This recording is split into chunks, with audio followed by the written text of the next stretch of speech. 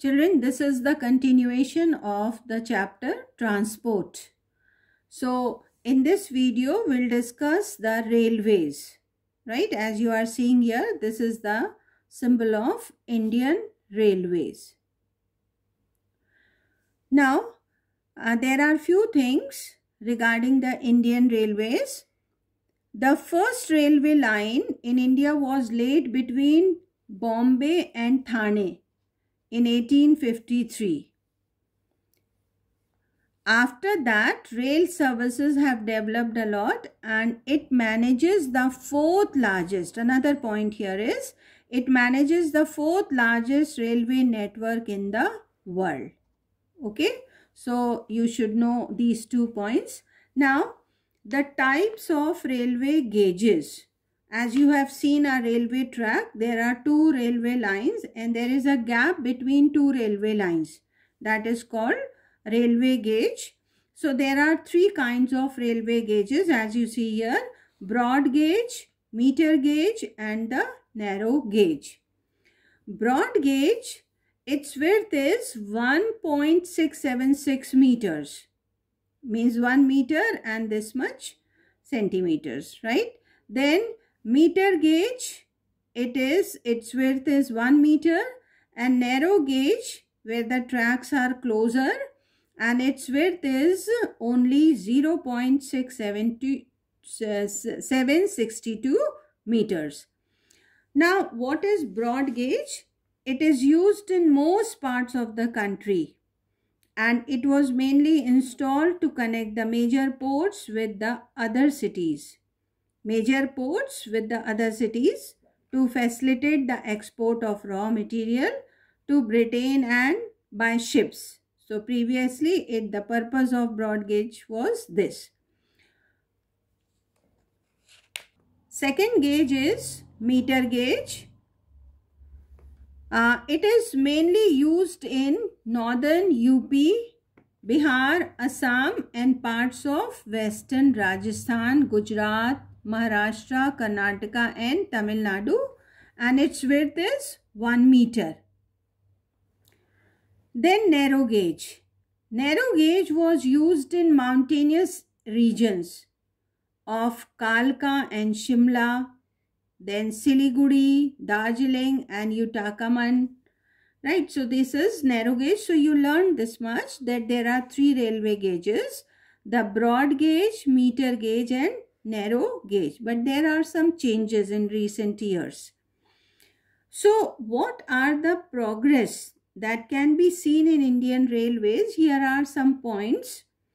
The first progress is that diesel engines replaced the steam engines in 1950 to avoid environmental pollution, because before diesel engines the railway department was using steam engines which were causing lot of environmental pollutions.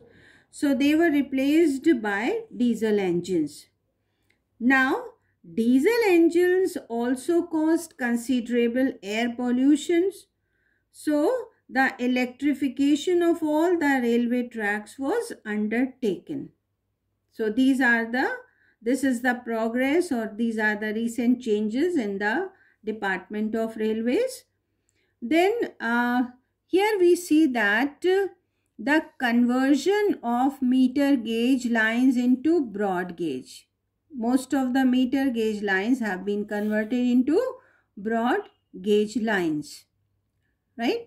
Because on these tracks we can use the high speed trains.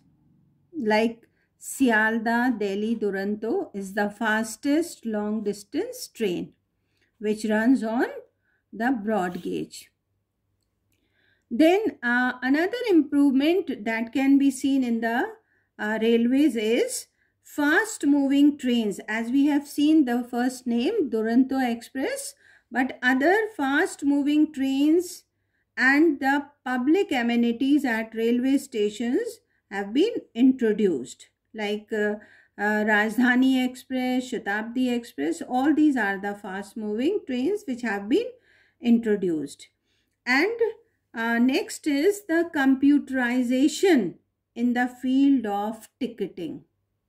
which has provided a relief to the passengers. So these are the points which show the progress of Indian Railways. Replacement of steam engines into diesel engines, then replacement of diesel engines into electrification of railway tracks or electric engines. Okay. Then next is the conversion of meter gauge lines into broad gauge lines, fast moving, introduction of the fast moving trains, and computerization in the field of ticketing. This is the progress of Indian Railways. Now, what are the advantages of railways? First is, India has the largest network of railways. So, it is an important point. Then, railways serve as the principal mode of transport for both freight, means goods, and passengers. Then they unite people from one corner of the country to another corner. Railways serve as the cheapest mode of transport for bulky goods over long distances like coal, iron ore, petrol, and many other raw material. Railways play an important role in the process of economic development and urbanization, and railways promote integration within the states. For example, connecting eastern states to western and northern states to south, and they provide job opportunities to millions of people. It forms a major employment sector as lakhs of people are dependent on railways for their livelihood. So all these are the advantages of railways. Now here a question comes that why are railways more important in northern plains as compared to northern India? Northern India means the mountainous areas where Himalayas are found. So why railways are more important in northern plains but they are not important in the Himalayan regions or northern India? So here are some points why they are popular in northern plains, or because the flat level plain of northern Ganga plain with high density of population and rich agricultural output provides ideal conditions for development of railway, and the same conditions favor road transport in northern plains. Okay. Next, in northern part of India means in the Himalayan region, due to hilly and rugged topography, it is difficult to develop the railway lines. So these are the points which show that the railways are more popular in northern plains than in the northern India means Himalayan region. Now last point is disadvantages of Indian railways. First disadvantage is railways face a tough competition with road transport, because we have discussed it earlier that roads provide door-to-door service, and this is not in the case of railways.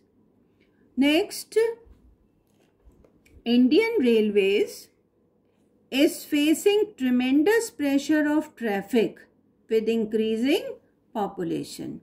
And why population is increasing? Due to urbanization and industrialization. Then Indian railways are unsafe due to poor maintenance, and accidents frequently happen due to human errors, sometimes the terrorist attacks and faulty track repairs, loots and robberies. These incidents are very common. Then poor management of railways, poor catering, poor maintenance of train compartments, and lack of basic amenities at railway stations, they have also resulted in an inefficient image of railways, right? Next point, obsolete machinery, track and equipments also cause major accidents. And last point is, electrification of railways has resulted in heavy increase in the consumption of electricity and increased tariff rates. So in this part we have studied the 3 railway gauges, then what improvements have been made in Indian railways, then why they are popular in northern plains, what are the advantages and what are the disadvantages of railways.